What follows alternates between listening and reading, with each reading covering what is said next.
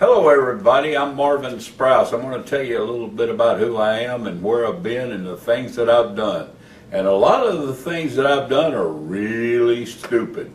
Back in the day, I used to think that having fun meant getting drunk. And I was a drunk. I want to tell you how I stopped drinking. I met the most beautiful girl I ever saw in my life, and when I saw her, I said, I'm going to marry her. And very soon I was asking her, will you marry me? And her name is Charlene, and Charlene said, yes, I will, if, boy, when they put that if in there, something's coming, something big. She said, if you stop drinking. I said, I just did. That was 24 years ago, and I haven't had a drink since. Everybody's got their own story about what happened in their life that was important enough for them to stop drinking. And folks, I want to tell you what addiction is. Addiction is a substance, a behavior, or a person that has control over part of your life. And if you are giving up the control, then you are addicted. And when you get out of addiction, when you stop being an addict, you take back the control over a person, a substance, or a behavior in your life. So the cure to alcoholism is the most simple thing in the world. You stop drinking. You want to quit being an alcoholic? Well, don't drink alcohol. That's all there is to it, simply stated. But it's not easy. It's simple, but boy, it's not easy. If it were easy, we wouldn't be spending billions of dollars in this country trying to help people stop drinking and using drugs. Let me tell you a little bit about my many experiences. In addition to having been a drunk, I was the drug and alcohol training officer for the 2nd Armored Division down at Fort Hood, Texas. And that was a 17,000 member organization, and I traveled around the division doing classes, teaching people about drugs and alcohol.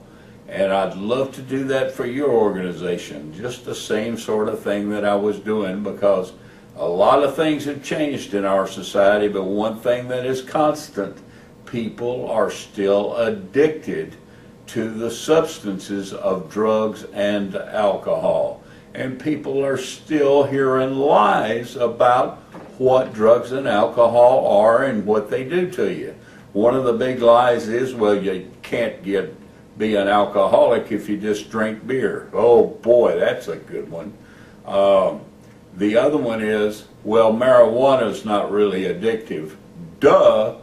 I've known so many people in their 50s and 60s who have trashed their lives because they smoke dope all the time.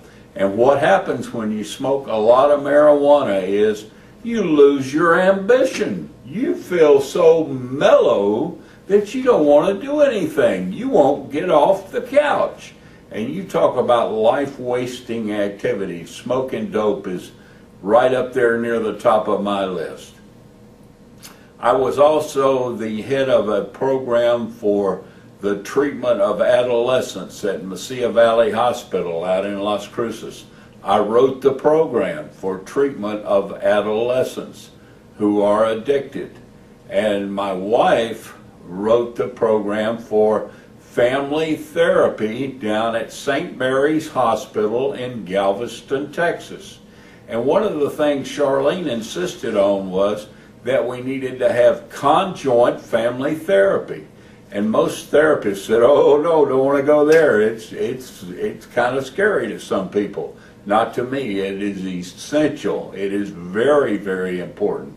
And what all it means is we're going to bring in several families, maybe 5, 6, 10 families, and we're going to sit in a big room and we're going to discuss alcoholism. We're going to discuss addiction with other families. So wives can hear from other wives, husbands can hear from other husbands, and you can get a broader perspective on what drugs and alcohol do, and I think you can describe them as a big wrecking ball, and it'll wreck a family faster than anything I can imagine.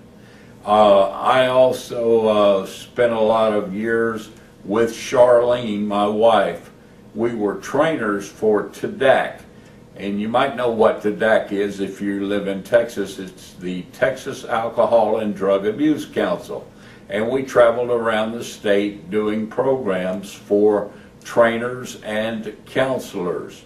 And we did a lot of training back in those days for people who were dealing with codependency. Codependency is simply the addiction to an addict. So if you're married to or you're in a serious relationship with an addict, you have a serious problem, because there's no talking to an alcoholic. What you're doing is you're trying to talk to alcohol. Well, you can't do that. You can't talk to cocaine. You can't talk to methamphetamines. You can't talk to any of those things. So we've got a lot of rich experiences. God has blessed us. And we believe in the 12-step program. However, there's more to it than that. That's why we recently wrote a book called Elusive Sobriety, the other 12 steps. And the other 12 steps are the steps you need to establish in order to work the 12-step programs successfully. You need to know about goal setting and priority setting, and you need to know about putting others before yourself in your life. You need to know the principles that people use to live successfully. We'd love to come out to your place and maybe do a lunch and learn and give you a 20-minute lecture, and we will open some eyes and some ears of the people in your organization. We'll tell them about drugs and alcohol and about addiction. Usually when we come out, people want to talk to us. We always offer the first session free to anyone. And you know, a lot of times that first session is all that is really needed. People just need to get some minor tweaking done to get themselves straight. I'm not talking about how hardcore addiction. I'm talking about people who don't understand the dangers of alcoholism and addiction. So give us a call. Let us come out to your organization. We've been around a long time. I do believe I'm the second best counselor in the state of Texas. And I say second best, I always will, because I married the best. And Charlene is so compassionate, and she listens so very well, and she picks up on things. And she's taught me an awful lot over the years. And, well, she helped me to get sober. And that's because she was so pretty. I just said, will you marry me? She said, if you stop drinking. She put that big thing out there, and I said, yes, you're worth it. I'm going to stop drinking. So what is it going to take in your life to get you off of drugs and alcohol if that is your problem? And you know something? Most people say, well, that's not my problem. That's why we do the 12 steps. Step 1 is, and it begins, came to realize.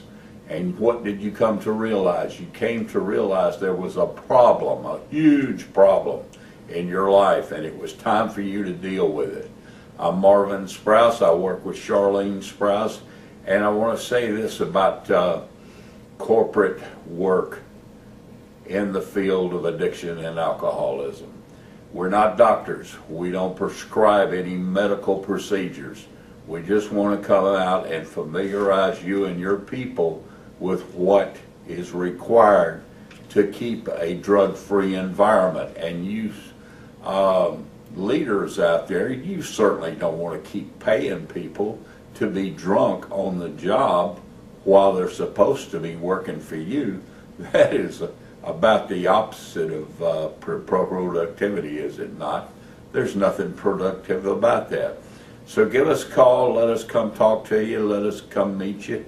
We're easy to talk to, and often that first session is all that's really needed to right the ship, to get things going again.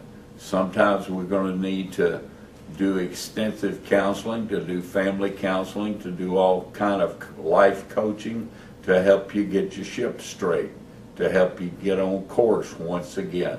And we really love our work. It is a privilege to serve people who are serious about being better people, about improving their lives.